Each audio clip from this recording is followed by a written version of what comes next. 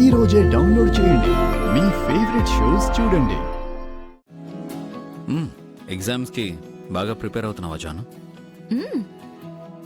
నా ప్రయత్నం నేను చేస్తున్నాను. అయితే రేపటి నుంచి టీ కాఫీ నేనే తెచ్చివ్వాలి నీకు. నేనేమి ఐఏఎస్కి చదవట్లేదు కదా Jai sir. All the very best for your exams Janu.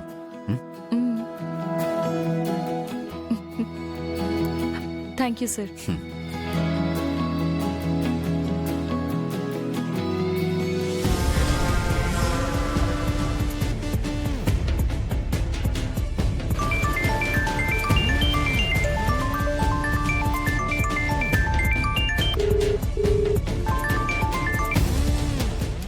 Sir చెప్పండి సార్. నీకు ఫోటో పంపిస్తున్నాను. వాడెవడో, ఎక్కడుంటాడో, ఏం చేస్తుంటాడో మొత్తం డీటెయిల్స్ నాకు కావాలి. Okay sir. Make it as early as possible. Sure sir, నేను అదే పనిలో ఉంటాను. జాను ఎగ్జామ్లో పాస్ అవుతుందో లేదో తెలియదు, కానీ వాడు మాత్రం నేనిచ్చే రిజల్ట్ జీవితంలో మర్చిపోవడం.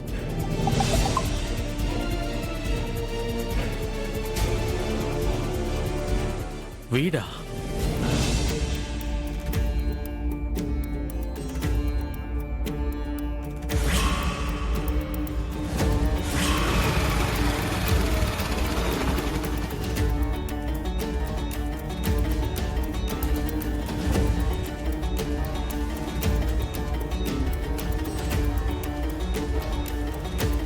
సార్ సార్ సార్ వచ్చా రా, నీకోసం వెయిట్ చేస్తున్నాను.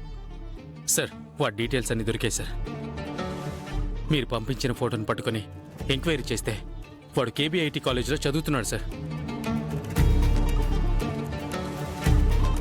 నిజమా? అవును సార్. సార్ వాడి పేరు కిషోర్. కొన్ని ఫోటోలు కూడా దొరికాయి సార్. ఏది చూపించు చూపించు.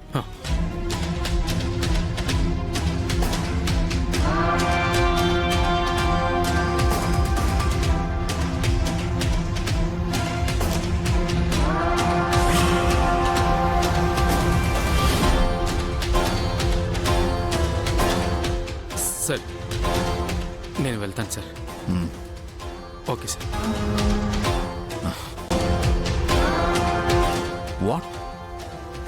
వాడు ఆ విశ్వాగడి ఫ్రెండా? అంటే ఆ రోజు ఆ లెటర్ని విశ్వాగడి పంపాడనమాట.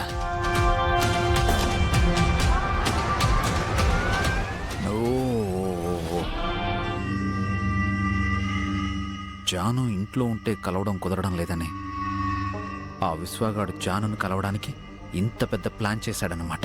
విశ్వా,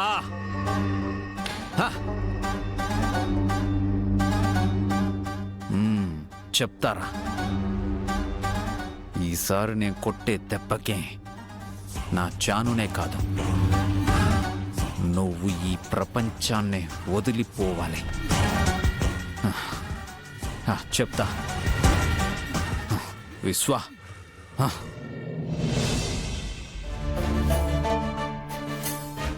అసలు ఆ ఇంటికి మిమ్మల్ని సార్ ఎవరు పట్టుకెళ్ళమన్నారు? ఇప్పుడేమైంది? సారే పోకపోయే, కీర్తి రాకపోయే. నేను అప్పటికీ చెప్తూనే ఉన్నాను మీకు, వాళ్ళకి అవమానించడం తప్ప మనుషుల్ని అభిమానించడం తెలియదు వాళ్ళకని. పైగా ఒకరో ఇద్దరో కాదు, నలుగురు కలిసి వెళ్ళారు. ఇప్పుడేమైంది? నవ్వులు పాలయ్యారు. అవమానం అంటే భరించారు. ఇప్పుడు ఆ సారి కోసం ఖర్చు పెట్టిన డబ్బులు ఎవరిస్తారు?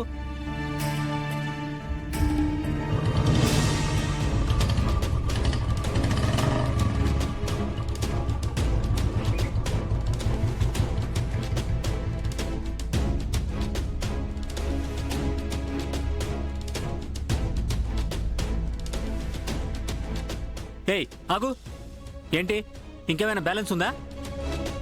అదే మా వాళ్ళని మీ ఇంటి దగ్గర అవమానించింది చాలేదని మళ్ళీ ఇంటి వరకు వచ్చావని అడుగుతున్నా. సంతోష్, జరిగిన దానికి నేను బాధపడుతున్నాను. అత్తయ్య మావయ్యతో మాట్లాడాలి, తప్పుకో. ఏంట్రా నువ్వు మాట్లాడేది? మీ ఇంటికి వస్తే మాకు అవమానాలు, దెబ్బలా? నిన్ను మాత్రం మా ఇంటికి వస్తే మాట్లాడి పంపిస్తావు అనుకున్నావా? ఇవాళ నిన్ను వదిలేదే లేదు.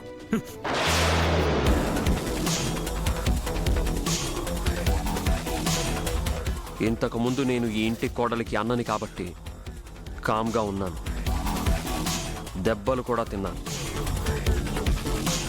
కానీ ఇప్పుడు నేను ఈ ఇంటికి అల్లుణ్ణి. ఆ విషయం మర్చిపోకు.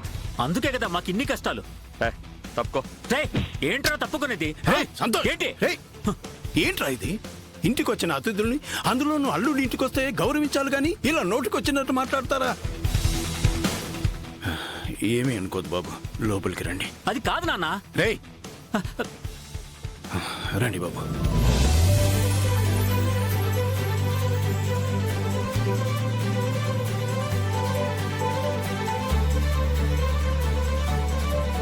రండి బాబు, కూర్చోండి.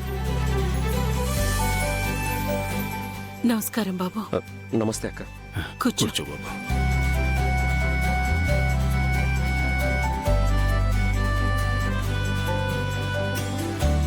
వాణి, మంచినీళ్ళు తీసుకురా.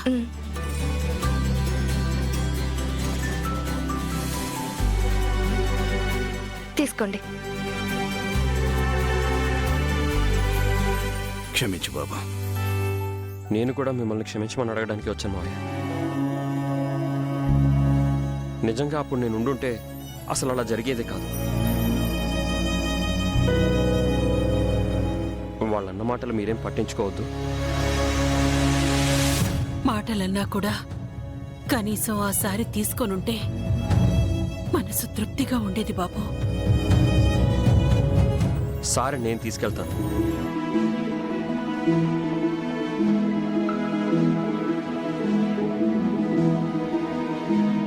అవునక్క, తులసి కోసం మీరు తీసుకెళ్లిన సారిని ఇప్పుడు నేను తీసుకెళ్తాను.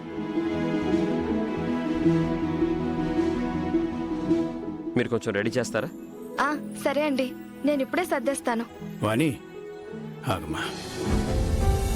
చూడు బాబు, ఇప్పుడు నువ్వు తీసుకెళ్ళినా అక్కడ వాళ్ళు అది లోపలికి తీసుకెళ్ళనిస్తారనే నమ్మకం లేదు. మావయ్య, ఇంట్లో సారె తులసికి అందజేసే బాధ్యత నాది. మా పెళ్లి సాంప్రదాయంగా ఎలాగూ జరగలేదు. కనీసం పుట్టింటి నుంచి వచ్చే ఈ సారైనా సాంప్రదాయంగా జరగనివ్వండి మావయ్య గారు. వాళ్ళన్న మాటలు గుర్తొస్తే మొత్తం నోట్లోకి దిగట్లేదు బాబు.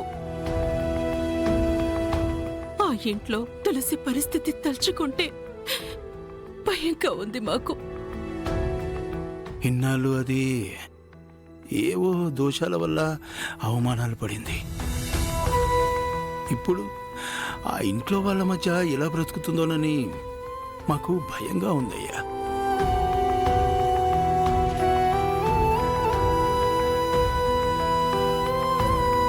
తులసి గురించి మీరు పడే ఆవేదనని నేను అర్థం చేసుకోగలను. కానీ మీరొకటి మాత్రం గుర్తుపెట్టుకోండి, తులసిని కంటికి రెప్పలా కాపాడుకునే బాధ్యత నాది.